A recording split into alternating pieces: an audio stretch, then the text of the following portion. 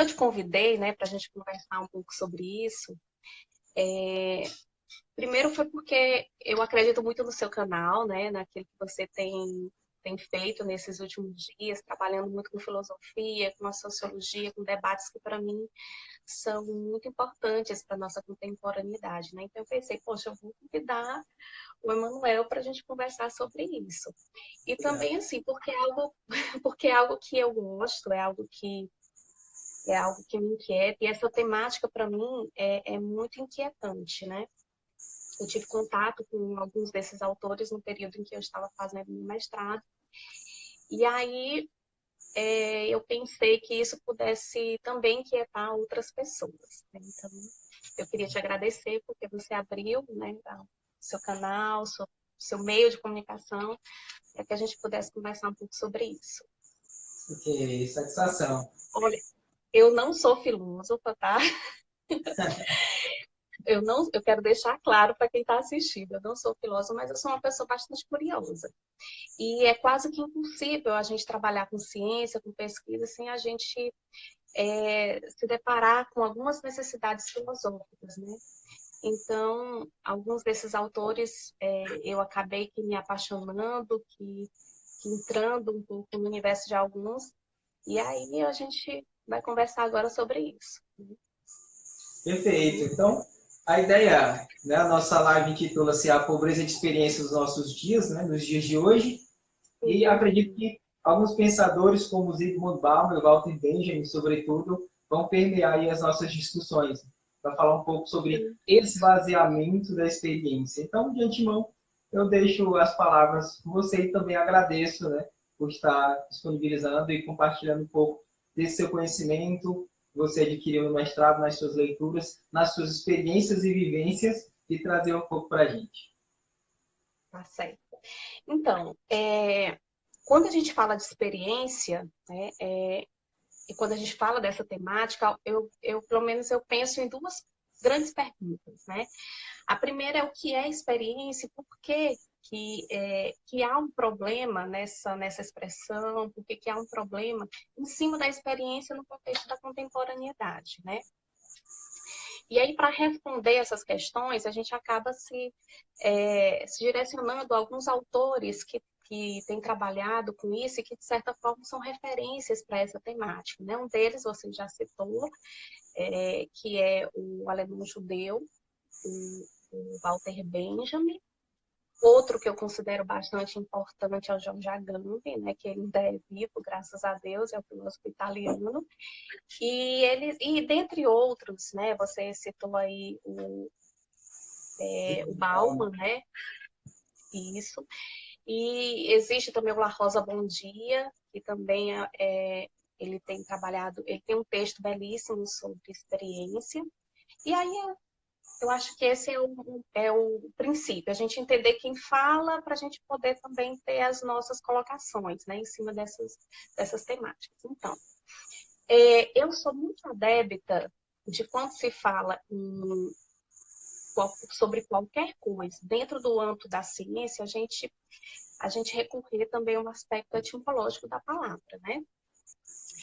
E como a gente vai se basear, essa conversa é basicamente baseada no Walter Benjamin, né? Ele trabalhou muito bem isso nos seus escritos.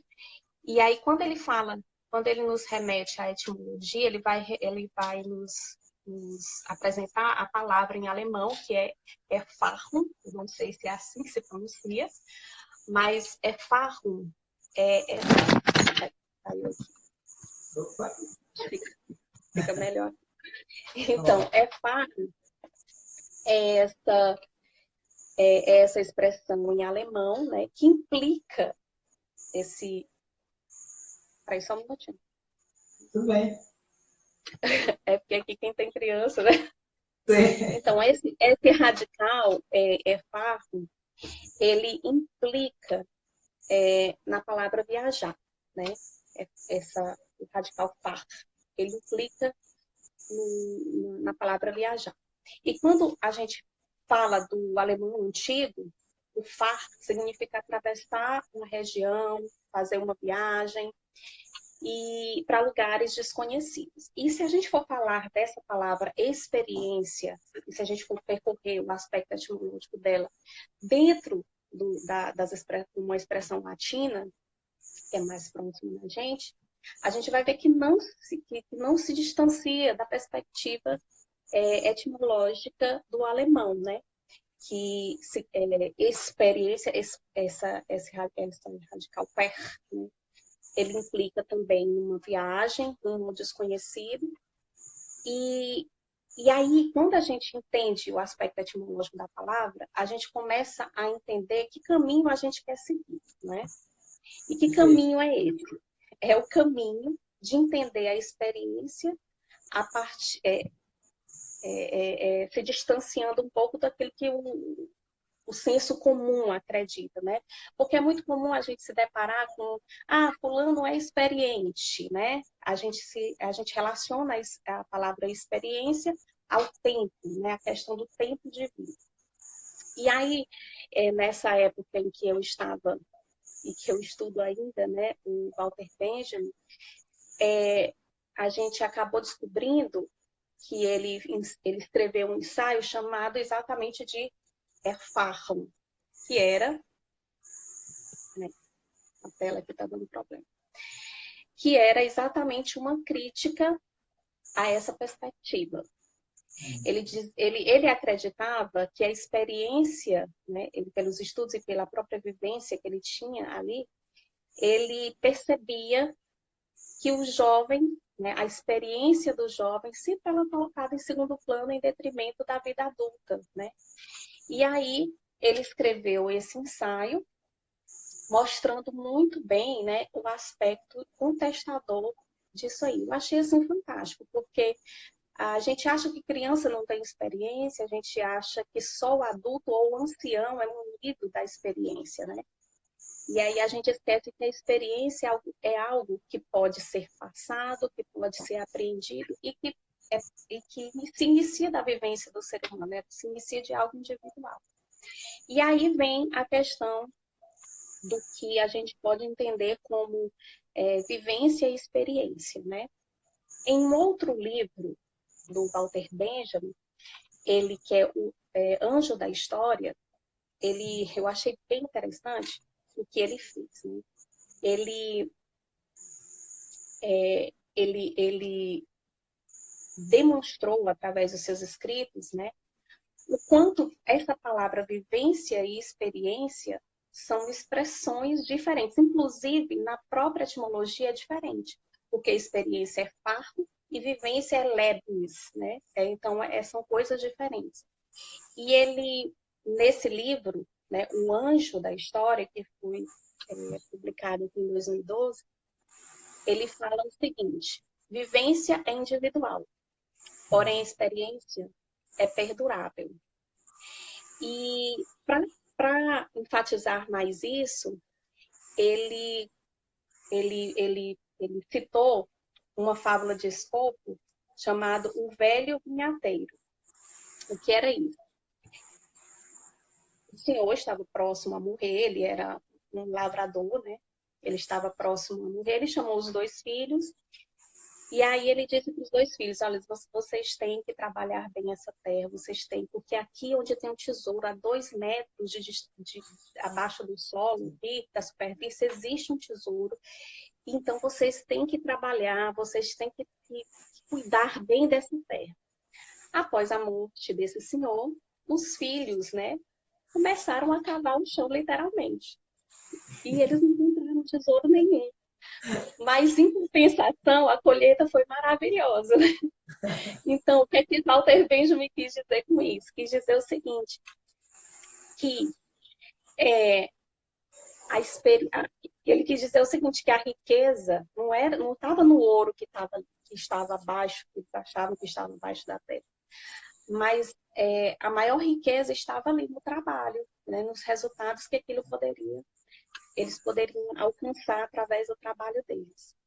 E a vivência dele, individual, da terra, acabou dando a possibilidade daqueles dois filhos experimentarem uma experiência, né, através da linguagem, porque Benjamin, Vygotsky e tantos outros autores estudiosos, eles, inclusive o Agamben, eles falam que a experiência ela é atingida através da linguagem, né?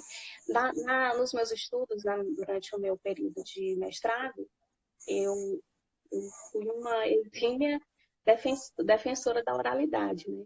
A cultura oral hoje, ela tem sido banalizada, ela tem sido muitas vezes deixada de lado em detrimento da cultura letrada e acaba havendo uma bipolaridade que não é necessária, né?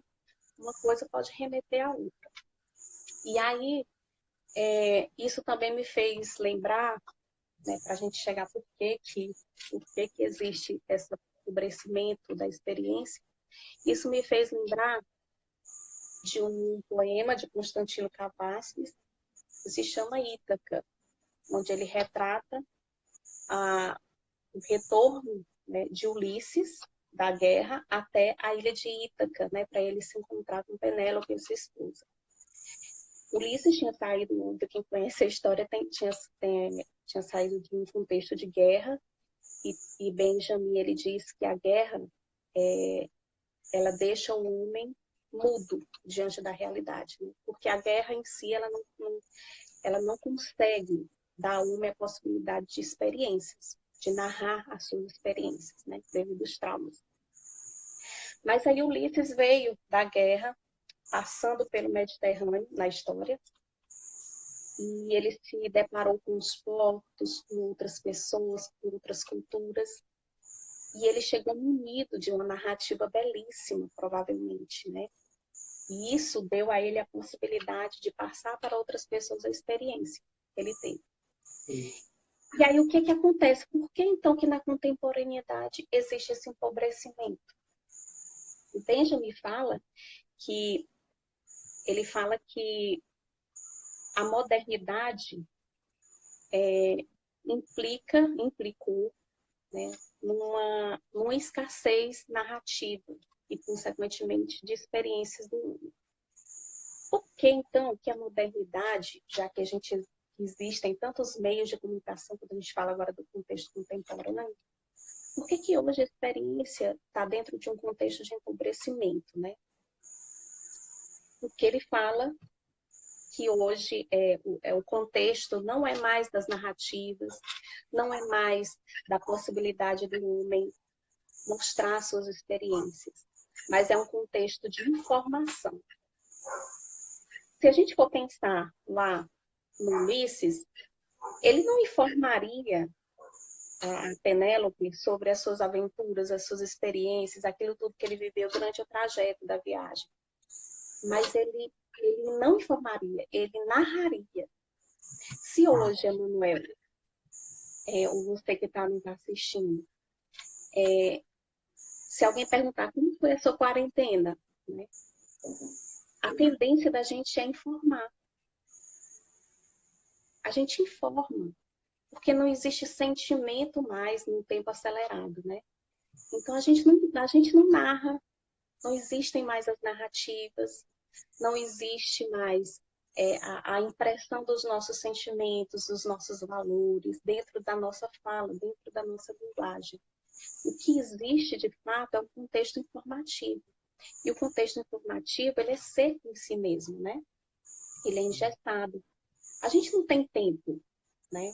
O tempo é muito acelerado, as coisas estão em um contexto muito rápido e as pessoas não têm tempo mais para narrar as suas vivências e fazer com que essas vivências se tornem como resultado de experiência e sabedoria para o outro.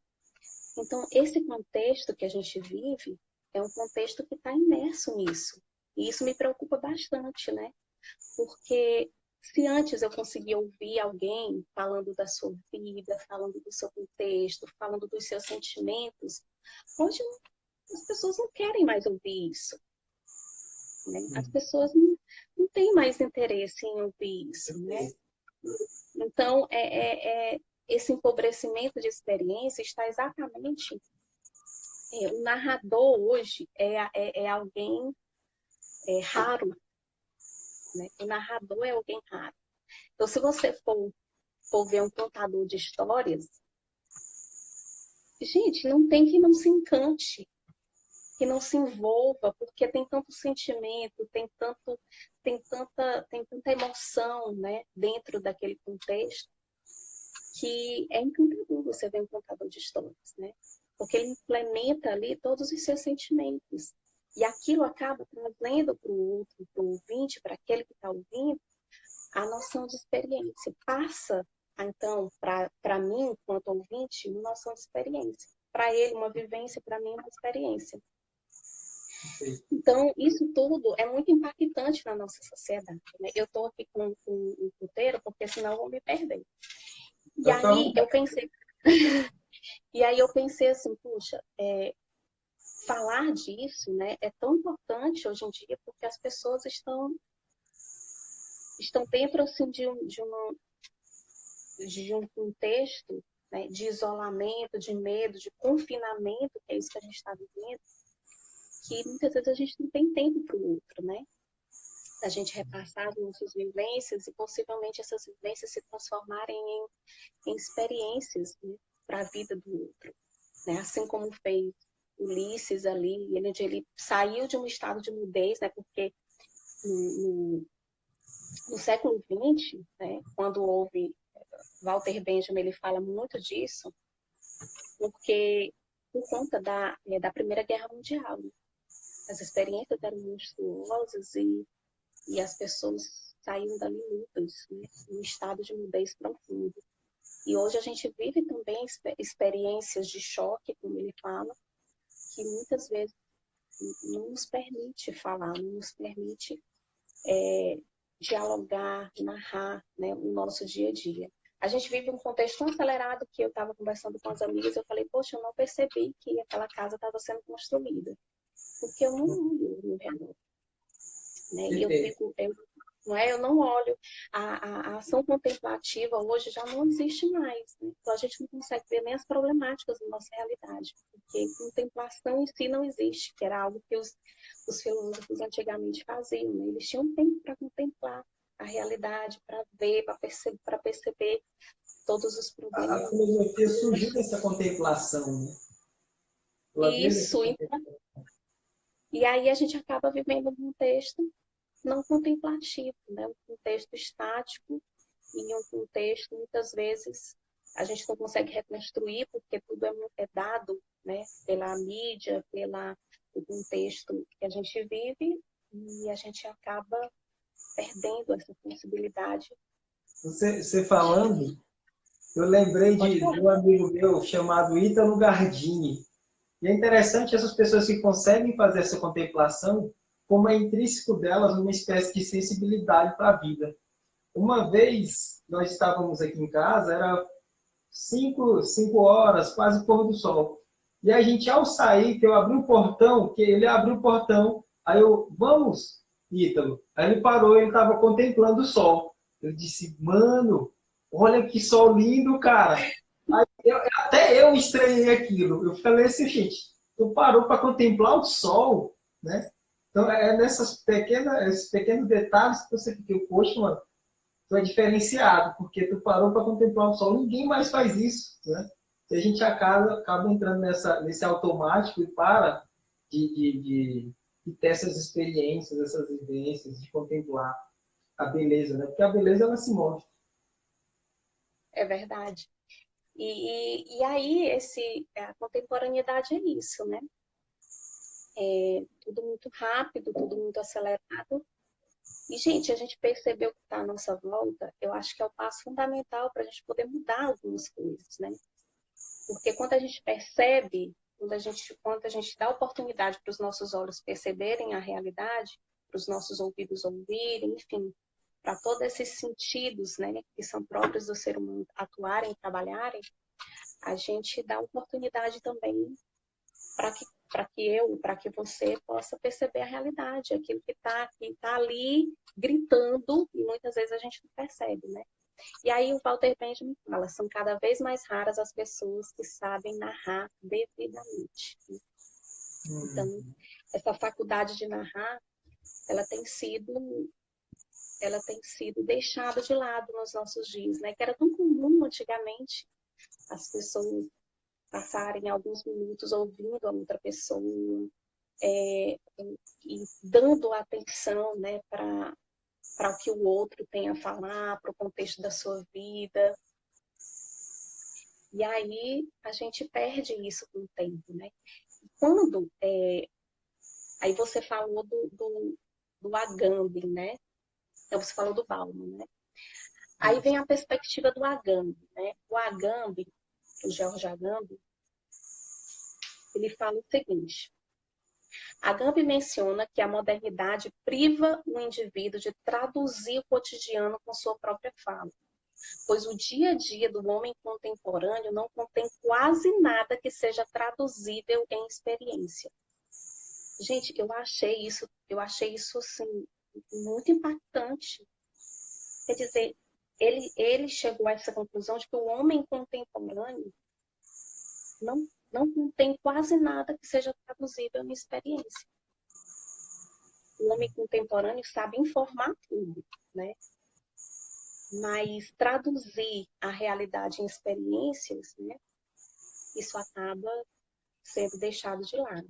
E ele fala isso no livro Infância e História, Destruição da Experiência e Origem da História.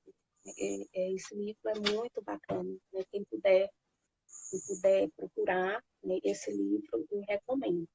E dentro desse contexto, ele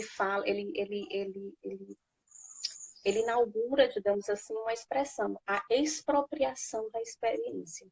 Impede o homem de narrar, embora sem experiência não seja possível a produção de significados pelo sujeito frente à realidade. Aí esse sujeito fica o quê? Assimilador, consumidor dos signos e dos sentidos. Então o homem não produz, o homem assimila e o homem consome o tempo todo aquilo que está dentro da realidade sem se apropriar disso, sem tornar isso uma possível vivência e, consequentemente, experiência futura. E nós estamos nesse contexto, Manuel. Né? Eu, você, os meus filhos, os nossos pais e os nossos avós estão nesse contexto de isolamento, literalmente, né? E isso é muito preocupante, porque a gente perde a oportunidade de sermos produtores de sentidos e de significados frente à realidade. E a gente acaba ficando empobrecido, né, de experiência. E assimilando e consumindo, apenas consumindo. E, para mim, assim, é engraçado. A leitura, né, ela possibilita para a gente esse contato, né, com coisas que a gente não parava para pensar, né, e para refletir sobre. Né? Então, a leitura é um universo assim profundo de experiências. Né? As vozes dos autores estão nos livros, nos chamando para diálogo, para conversar. E muitas vezes a gente não dá oportunidade para isso, né? Eu digo que eu sou bibliotecária e eu convivo diariamente, agora não, né? Mas eu convivo diariamente com vozes. Eu estou vendo vozes aí atrás de você, viu? Desses livros que estão lendo. Você ouve vozes com que frequência, Manuel? Não me diga que é com o tempo todo. Eu gosto da companhia dele. Então é bom, né? Então, a leitura é o único caminho que nos dá essa possibilidade de perceber a realidade, de se colocar na realidade, né? De não ser um espectador longe daquilo que está acontecendo. Então, isso é bem interessante. Aí eu citei esse livro aqui para você, do George Agamben, Infância e História, Destruição da Experiência e Origem da História. E aí eu fiquei muito intrigada e também bastante assim, pensativa no significado que ele deu para a palavra infância, né? A infância, no panorama filosófico do Agamben, do filósofo italiano, ele entende a infância dentro desse contexto como limiar entre a experiência muda e a experiência da linguagem. E aí, a gente, esse homem, esse ser contemporâneo, acaba sendo esse ser infante, né? Que está aí no limiar, é mudo, está no limiar do sujeito que fala e muitas vezes não fala, né? Muitas vezes se cala, né? Exatamente por conta do empobrecimento da experiência e da perspectiva narrativa, da narração do ser humano, né? Então, o homem como sujeito de linguagem expropria-se da infância e entra no mundo semântico, né, das palavras, dos significados. Pode falar também, viu? Não, eu não vou falando aqui, mas pode falando, por favor. A questão da literatura que você mencionou, a minha pesquisa é formação do imaginário, né? Sobretudo através da literatura. E ontem eu terminei de ler a obra do Aristóteles, que é considerado o primeiro tratado de crítica literária, né? Que é a Poética. Ele vai falar da tragédia, da tragédia grega, né? E antes disso eu tinha lido uma obra que você com certeza deve conhecer, do Sófocles, que é o nome da obra? Uma clássica do Sófocles, Antígona, né? Você deve Eu conhecer muito conheço, bem.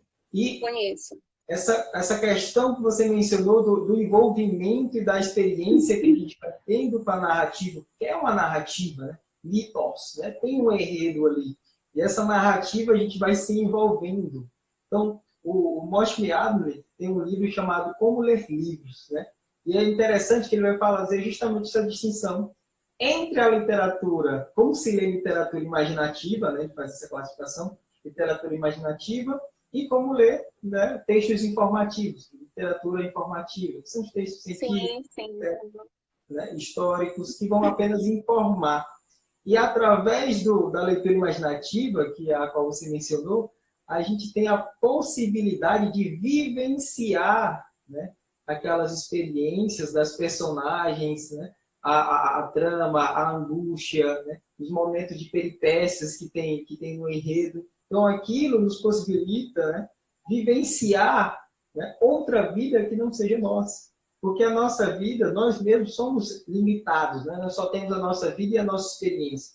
Mas através da literatura a gente pode fazer o que a gente chama de expansão do imaginário, né?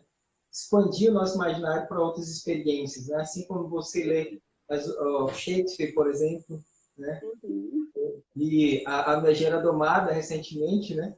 E é interessantíssimo, quando você vai se debruçando sobre a obra, você vai pegando, você vê que tem um contexto moralizante, né? Tem uma situação de experiência, que vai lhe possibilitando analisar as situações e você vai se identificando com as personagens. Às vezes você vê uma personagem e você começa a criticá-la, no final da obra você fica, nossa, né? Eu faria isso nesse contexto.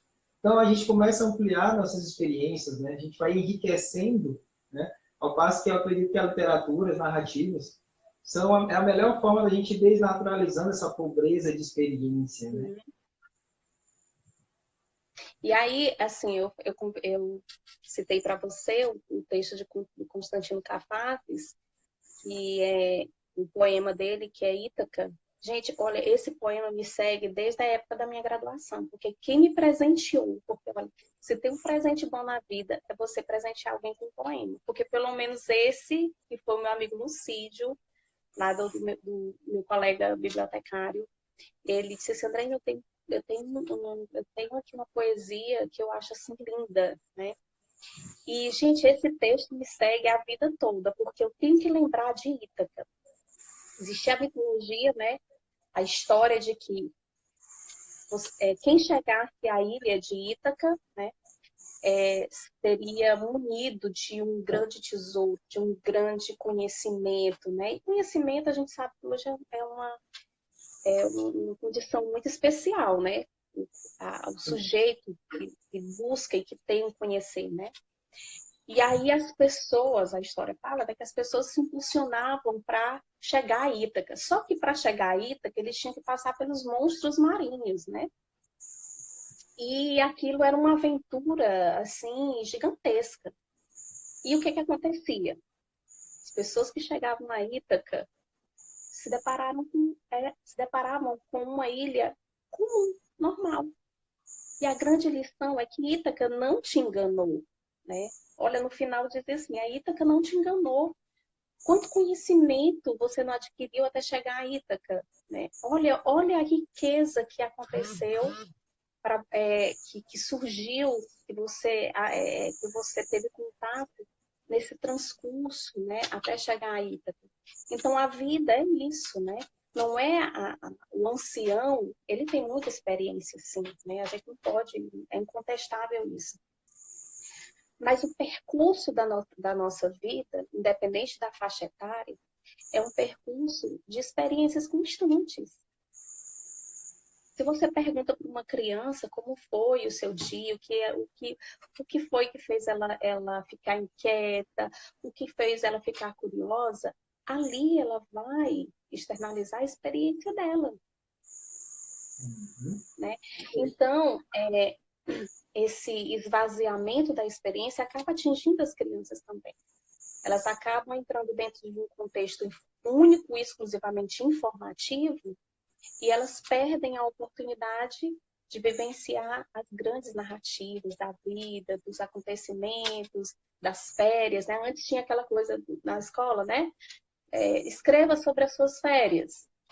E ali saíam grandes narrativas, né? São experiências que os outros poderiam ali estar ouvindo na leitura das crianças. Enfim, a gente está dentro desse contexto aqui, que é um contexto carrasco, né? Que nos prende e que não deixa a gente ver o que está lá fora, e a gente acaba vivendo nessa eterna caverna, né? A gente não percebe, vive as sombras e fica acorrentado dentro, né, de uma perspectiva parada e muda. E aí, seguindo a perspectiva desse empobrecimento da experiência, né, eu também tenho esse outro autor que eu acho ele fantástico, que é o Jorge Lafosa Bondia, onde no texto dele Nota sobre a Experiência e o Saber de Experiência, ele traz uma citação que eu acho assim maravilhosa. A experiência é o que nos passa, o que nos acontece, o que nos toca. A língua nos dá a possibilidade de vivenciarmos a experiência. Ele também defende que as palavras determinam o nosso pensamento, porque não pensamos com pensamentos, nós pensamos com o quê? Com palavras. Uhum. E também tem a ver com as palavras o modo como nos colocamos diante de nós mesmos, diante dos outros e diante do mundo em que vivemos. Aí ele finaliza dizendo: o homem se dá na palavra e como palavra. Então, quando você dá a oportunidade do outro falar, isso você abre as possibilidades também de viver outras experiências. Né? O Walter Benjamin ele diz que existem dois grandes tipos de narradores. Né? Porque o narrador, na perspectiva, inclusive ele tem um texto, o narrador. Ele diz que o narrador é esse, que é imbuído de experiências suas, dos outros, e fica esse mesclado de experiências, né, de vivências e de experiências. E aí ele diz que existem dois tipos de narradores, exímios narradores, o viajante e o camponês. O viajante porque ele se permite contemplar outros ambientes, outros contextos e dali, né, retirar outras possibilidades de ver a realidade. E se você conhece uma pessoa que é viajante, Manuel, você vai saber o quanto essa pessoa fala do lugar, o quanto existe tantas propostas, Inclusive, ele né? está assistindo a live, o resto não acedo. Então, olha, você vê que a fala, ela nos dá a possibilidade das prosódias, coisa que num texto não tem como. O que são essas prosódias? É a entonação, são as pausas, é o volume da voz, né? É isso aqui que eu estou falando, os gestos. Tudo isso, somente a linguagem, a fala, possibilita ao homem. Né? Então, ele diz, se você que está aí nos assistindo conhece, ou se você é um viajante, você sabe o quanto o viajante gosta de narrar. O quanto ele gosta, o quanto é prazeroso para ele dizer que viu isso, que achou fantástico aquilo, que ficou com medo quando viu aquilo, que achou estranho determinado comportamento. O viajante é esse narrador. E o camponês é aquele que, fincado no seu lugar, conhece muito bem, né, os costumes. Se você conhece alguém que mora lá naquele interior, lá naquele contexto, é, onde os grupos, né, são pequenos, ele sabe tudo dali. Né? Ele sabe dos seus antepassados, ele sabe o fulano que era irmão de ciclano, fazia isso, ele era assim, e a gente sentava, e quando era noite acontecia isso. E as pessoas vão repassando as suas experiências com tanta naturalidade por meio da sua fala, e pela possibilidade narrativa, que é fantástico, né? E você acaba assim, a narrativa, inclusive, ela emociona, né? A Sim. narrativa emociona, porque ela está cheia, recheada de vivências que passa para mim uma experiência. Então, quando a gente para pensar que eu estou empobrecida, poxa, eu estou empobrecida de narrativa, eu não sei mais narrar. O que é que eu sei? Eu sei informar. Então, essa é a realidade de muitas pessoas na contemporaneidade. Elas não sabem mais, né? Elas não deixam o contexto de vida delas, né, se transformarem numa bela narrativa. E isso a gente acaba, né, assim, perdendo uma possibilidade muito grande de adentrarmos nesse universo das narrações e fazermos dessas narrações possibilidades de crescimento pessoal, de possibilidade de uma abertura, né, para que a gente possa experimentar a sabedoria do outro, né? Então, eu acho que isso é o que falta, né?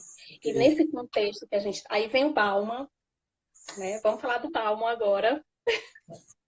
Aí vem o Bauman, né? O Bauman,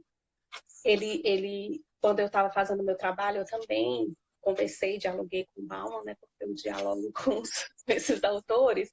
Então, eu dialoguei com o Bauman e algumas perguntas, né? Me fizeram uma pergunta em si, né, eu acho que eu pontuei em um dos meus trabalhos, foi exatamente essa. E como realizar trocas significativas em uma sociedade pautada no aceleramento, no medo e na desconfiança? Como que eu vou narrar, como que essa sociedade do medo, do isolamento, do acelerado, né, da desconfiança, como e que espaço eu vou ter para minha narrativa, né? Como que vai acontecer, né? Então, Bauman, nesse momento, vem a fala do Bauman, né? Bauman, ele fala o seguinte, nesse contexto de gerações nascidas sobre a égide do medo, a naturalização do isolamento entre as pessoas e a reprodução do individualismo moderno vem fragilizando os laços sociais, gerando o fenômeno denominado por Bauman, em seu livro Confiança e Medo na Cidade, um fenômeno que ele chama de mixofobia, que é o desejo de segurança que se confunde com o isolamento e com a suspeita crescente em relação ao outro e ao diferente. Então, essa mixofobia, ela é exatamente essa necessidade de segurança e que o outro acaba sendo o outro, o diferente ou aquele que eu tenho medo. Isso possivelmente, né, um outro caminho para a falta de possibilidade de a gente fazer as nossas trocas de experiência. Né? Porque o contexto líquido da modernidade afasta de nós essas possibilidades de relações mais próximas. Né? E aí a gente acaba deixando passar essas possibilidades de trocas de experiência. Se você for parar para pensar, Emanuel, a nossa vida toda é programada. Toda. qual é a característica hoje desse contexto, né? Presta atenção no que o Bauman fala. Vedamento de moradias. Olha só, se não é isso que a gente vive. Vedamento de moradias, uniformização dos espaços. Shopping tudo é igual, tudo é uniforme, os espaços todos são iguais. O medo do outro, a preocupação, a preocupante reprodução e aceitação e a preocupação, né, da aceitação do outro, do que o outro vai pensar. Então a gente acaba num contexto uniforme, isolado, e que rouba de nós a possibilidade de construirmos experiências, né, no nosso dia a dia. E de mostrar para o outro que a nossa vida também é cheia de experiências, né? E aí ele fala de uma expressão chamada underclass. Membros de uma underclass. Isso eu fiquei chocada quando eu li. Porque o que são esses sujeitos, esses membros da underclass? São sujeitos que precisam ser extirpados. Né? Então, é aquele morador de rua, aquele sujeito que só enfeia a nossa cidade. Uhum. Então, eles fazem parte, né, de uma underclass, em segundo lugar. E esse é o nosso tempo. Né? É um tempo de expropriação da experiência. O homem vive expropriado, né, dessa experiência. E, sobretudo, pobre. Pobre de uma experiência e pobre e também longe de ser um narrador da sua própria vida, né? Que isso é o que me preocupa mais. E não saber narrar a minha vida, eu sei informar, eu nasci tal dia, eu me formei tal dia, minha formatura foi assim, casei tal período, tive não sei quantos filhos, e aí a gente informa, mas a gente não narra. E parece óbvio, mas não é. Porque se você perguntar hoje para uma pessoa, se você for fazer uma análise do discurso daquela pessoa, ela não está narrando, não tem emoção na voz. Né? Ela não tem. Então, esse é o contexto que a gente está vivendo. Né? É esse contexto que me inquieta bastante, né? Como pessoa, como mãe também, assim. A gente vê que a gente está dentro de um contexto de esvaziamento de experiência tremendo. Né? E isso nos deixa assim numa situação ou a gente sai dessa inércia, né, e começa a pensar que a gente precisa falar e dar ao outro também a possibilidade de falar, ou a gente continua assim, cada vez mais empobrecidos, né, dentro da nossa realidade, do nosso contexto, que é um contexto contemporâneo, cheio de tantas facilidades, né, mas é um contexto usurpador também. Tem retido de nós muitas coisas, né? Que eram tão bonitas de se ver, de se ouvir o outro falando, aquelas rodas de diálogos, de conversas. E hoje é difícil ver. As pessoas não sentam mais nem na porta de casa, né? Porque tem medo. Né? A cultura do medo está muito imposta, né? A desconfiança do outro, se você vê uma pessoa se aproximando, você já fica com medo, né? Então, é isso que a gente tem vivido, né? Fale alguma coisa, não. Como eu já sabia que o arcabouço de conteúdo era muito grande, então eu vim preparado para ouvir. Mas eu estava vendo aqui os comentários também do pessoal, né? Eles estão gostando bastante. Sim, fale aí, porque eu não deu para acompanhar os comentários. O fato é uma temática que mexe com a gente, né? Teve alguém que disse que foi uma das lives, né, de mais conteúdo, né, que mexeu com ele. Então eu fico feliz, porque a proposta é justamente essa, né? Quantos de nós não estamos vivendo uma vida padronizada, né? Eu gosto muito de ficção, de anime, de livros, e tem um anime que é interessante, que tem uma fala de uma das personagens que ele fala assim, a maioria das pessoas vivem sem saber quem são. Aí ele termina, que estranho, né?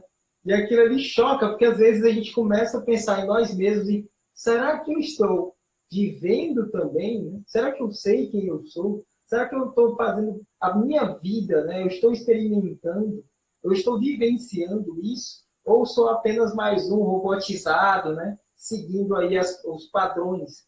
Eu lembro um exemplo, quando você estava falando, me veio à memória, né? Essa imagem, né? Eu evoquei essa imagem, que era um exemplo bem interessante, que era na academia.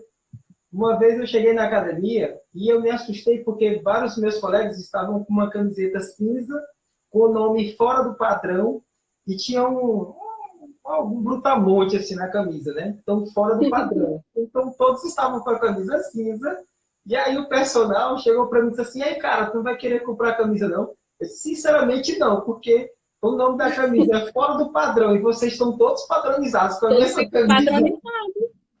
Tá vendo como é que é? É desse jeito, é desse jeito, né? Eles E acabam, né, aí, produzindo isso. E tô quando vendo você aqui falou da alguns. questão da experiência, né, quando a pessoa narra, a maioria das pessoas, por uma pobreza e mudez de experiência, apenas informa, né, os acontecimentos, não narra suas experiências. Eu lembrei do conceito de catarse, do Aristóteles, né, que havia nas tragédias gregas, que era justamente a narrativa de um herói ou de uma heroína, que se baseava, né, nessa vida dessa personagem e aí tratava-se do temor, da compaixão. E através desses dois elementos, a gente tinha um processo de purificação da alma. Né? Ou seja, ao ouvir a narrativa do outro, né, dessa outra pessoa, narrando as suas experiências, seja ela de angústia, de temor, a gente tinha esse processo de purificação. Porque a gente olhava para a vida dela e imaginava, e se fosse comigo? Né? Eu posso passar por isso. Como o Aristóteles fala, né? A narrativa, a ficção, ela fala aquilo que pode acontecer. Tanto o que acontece quanto aquilo que pode acontecer. Então, às vezes, a gente tem um entendimento muito reduzido da palavra ficção. Ah, ficção não acontece. Ah, ficção não acontece. E é justamente o que o Aristóteles fala. As pessoas não acreditam que as coisas podem acontecer até que elas acontecem. Que o interessantíssimo é o trecho final de um filme do Brad Pitt, se eu não me engano. O nome do filme é Guerra Mundial Z. No final ele fala essa frase que se arremete justamente à frase do Aristóteles nessa obra poética. Né? E quantas, por exemplo, nesse momento de confinamento que nós estamos agora, quantas e quantas a ficção, a narrativa já nos mostrou através dos filmes. E a gente, isso é filme, né? Isso não acontece. E hoje nós estamos aqui. Então, a narrativa, né, fala o que acontece e o que pode acontecer. E aí, nesse aspecto, quando você falou da poesia, né, que alguém me deu um livro de poesia, eu também lembrei do Aristóteles novamente nessa obra, que ele fala que a poesia é mais filosófica do que a história. Que a história, né, conta um fato, aquilo que aconteceu. E a poesia não, ela fala o que acontece sempre. Por isso, quando a gente lê uma obra do Shakespeare, por exemplo, do Otelo, né, que vai falar ali do racismo, da inveja, né, de uma pessoa arquitetando todo um plano para poder derrubar outra, porque não conseguiu alcançar os objetivos que ela se propora. Então, tudo isso é humano, tudo isso é da complexidade da natureza humana, e tudo isso nos traz experiências. Né? E à medida que você foi falando, eu fui lembrando aqui, lembrando, e disse, nossa, eu acho que se você estudasse a UF, você era minha orientadora porque é justamente isso que eu quero levar para as pessoas, né? Essa possibilidade de vivenciar, seja através da literatura, através das narrativas, das tragédias, e que ela tenham esse processo de purificação, de catarse, de comoção, sabe? Dessa sensibilidade que justamente está sendo perdida. E quando você falou do Bauman, inclusive o psicólogo Erlon Ferraz está assistindo, ele é apaixonado pelo Bauman, Ah, é, que bom. o conceito de modernidade líquida, amor líquido, vida líquida, né? É interessante quando ele vai falar do processo de individualização. Esse processo de individualização são as pessoas buscando a autoafirmação, né? Tentando mostrar-se diferente, ao passo que elas fazem parte de um grupo que as pessoas têm características iguais. E aí é onde entra o conceito de ambivalência, né? do Bauman, que é um paradoxo. A pessoa tentando ser diferente, mas ao passo que ela é igual a um grupo de características iguais. Então ela busca essa autoafirmação. E aí eu volto à pergunta do anime, que eu falei novamente, né? A frase que ele diz. Né? A maioria das pessoas vivem e estão, né, terminando a vida sem saber quem elas são. Isso é estranho. E aí a gente É vê estranho. É verdade. relacionamentos, tanto de familiares quanto relacionamentos amorosos. E essa insegurança, né, como você mencionou, a gente não fica mais na calçada de casa, porque a qualquer momento vem alguém, né, e a gente já fica assustado. Então, são coisas que, infelizmente, permeiam a modernidade, né, a pós-modernidade, falando de Bauman. E é interessante porque ele traz um conceito de modernidade sólida, né, que é pouco trabalhado, Isso, e depois trazer o isso. conceito de modernidade líquida, que é justamente Líquida, essa isso. vazia, né, onde nada foi feito para durar, os relacionamentos, né, para utilizar a expressão relacionamentos de bolso. Então, as pessoas não se aproximam das outras já esperando criar um vínculo. Ele vai dizer que as pessoas já se aproximam da outra porque ela já sabe que pode imediatamente se desconectar. Isso é assustador. Isso é É assustador, isso porque mesmo. uma pessoa não é um copo que você usa, não é uma roupa que você veste. Uma pessoa é outro ser humano dotado de emoções, de angústias, de sentimentos, sabe? É uma vida, tem uma alma ali. Então, a partir do momento que você tem esse esvaziamento que você mencionou e começa a ser tudo em prol dessa padronização, desse embrutecimento, né, da vida, a gente começa a tratar as outras pessoas como objeto. E uma coisa que até me dói, como que as pessoas conseguem tratar outras pessoas sem conseguir, né, é justamente por esse embrutecimento, né, essa falta de experiência. Eles não conseguem contemplar outra pessoa e imaginar, poxa, ali é uma vida. Né? Um exemplo, até, tem um livro do Augusto Cury chamado O Colecionador de Lágrimas, né? É um professor de história, Júlio Verne, ele está dando aula e ele vai falar do nazismo. E ele fala que bilhões de pessoas morreram, né, no nazismo, no centro de concentração, né?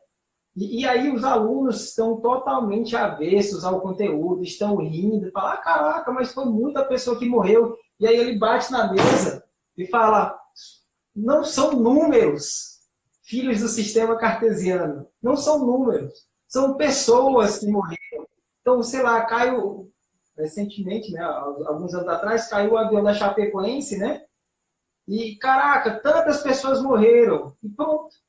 Não, mas vidas, pessoas que tinham famílias, que tinham filhos, que tinham sobrinhos, né, que tinham a possibilidade de serem avós.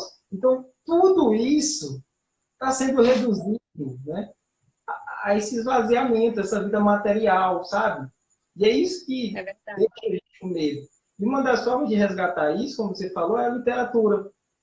A gente tem esse processo de catarse, de purificação através da literatura, e entender que, né, eu não lembro agora o nome do pensador, mas diante de outra pessoa, seja apenas mais uma alma humana. Né? Contemplar a outra pessoa e ver ela como dessa forma. O Aurestes aqui que está nos... Ai, tem tanta gente aqui que eu amo, que eu admiro. Aurestes, Se tiverem tem, perguntas, tem a Laís, né, minha Laís, colega de trabalho. Tem. Ai, gente, é tanta gente. Olha, ele falou uma coisa bem interessante, o Aurestes. Ó, o consumo globalizado da informação e as imposições do capitalismo colaboram para a promoção de uma crise de experiência e protagonismo da nossa própria história. Existe uma promoção de uma ágora global, onde somos expropriados, inclusive, da nossa identidade. Né? sim. É verdade. Esse E olha que o Aurestes, assim como eu e outras pessoas que estão aqui, acho que Denise está aqui, outros bibliotecários, é, quem mais está aqui como bibliotecário? tem o É, curso do Kleber, que estuda comigo lá no mestrado em Teresina. uhum. O professor Ai, Juniel, tem alguns colegas meus bibliotecários, porque a gente vive no... Ó, nós somos profissionais da informação, imagine só como é meio que contraditório, né? Mas nós somos profissionais da informação. E porque, e aí eu venho com essa minha inquietação, né, como profissional da informação, para desengessar esse mundo que está tão, como o Aurélio falou, né, dentro dessa ágora, como se todo mundo, né, estivesse no mesmo contexto. E a gente esquece das individualidades e das possibilidades. E aí o Agamben, ele fala uma coisa bem interessante, né? Ele fala que essa expropriação da experiência se dá também pela questão da próprio contexto da ciência moderna. Veja bem, eu já dei aulas de metodologia, eu já trabalhei isso com conhecimento científico, e a gente se depara com outros tipos de conhecimento, né? O conhecimento mitológico, o conhecimento religioso e por aí vai. Todos eles são formas de tentar entender a realidade, né? E aí a ciência moderna chega e diz assim, gente, essa experiência aí não vale. A sua experiência, a sua fala, a sua vida não vale. Porque a ciência moderna, ela é sistemática, ela é comprobatória, né? E a experiência do ser humano, a minha experiência, não está dentro do contexto da ciência moderna. Está dentro do meu contexto enquanto ser humano, enquanto pessoa individual, com as minhas vivências individuais, e que a partir das minhas vivências individuais eu posso transformar através da minha narrativa, dar para você, Emanuel, através da minha narrativa, a possibilidade de experiência. Sim. Então, veja como isso, né, é possível, mas dentro do nosso contexto de liquidez, onde as nossas experiências, né, esvaem através dos nossos dedos, acaba impedindo o ser humano de refletir sobre a sua própria vida e sobre a vida do outro. E a gente fica imerso, então, nesse contexto de empobrecimento da experiência. Né? Então, assim, eu fico muito feliz, eu não sei se já está quase na hora da gente finalizar, mas eu fico feliz, assim, Manuel, de você ter concedido esse espaço para a gente conversar sobre isso. Eu espero que a gente faça outras parcerias, né? De outros diálogos, de outras conversas, porque eu acredito muito no poder do diálogo, né? Então, eu acredito muito que, assim, eu estou conversando com você, que infelizmente as outras pessoas não têm, assim, um canal, tem aqui como comentar, mas é diferente da gente estar aqui, né? Olho no olho, assim, a nossa fisicalidade, né? Mas essas experiências que me tocam, né? Como diz o La Rosa Pondia, que me tocam, que me passam, tudo o que me passa, que me toca, que fica, né? Que acaba se tornando o meu eu também, eu acabo me refazendo, me reconstruindo também como ser humano. Então, eu agradeço por você ter me dado essa oportunidade, através do seu canal, de conversar um pouco sobre isso, que eu acredito ser, né, sim, uma questão urgente nos nossos dias, a gente pensar sobre isso, né? Pelo menos iniciar com um pensamento, com uma inquietação sobre isso, né? O nosso tempo Então, está acabando. está acabando, está acabando. Então, Pois eu agradeço, tá? agradeço a satisfação. Eu acredito que vá outras possibilidades de live para a gente poder trazer aí. Mas desde já eu agradeço muito. Né? Tem aqui a mensagem do Macedo. Nossas experiências têm muita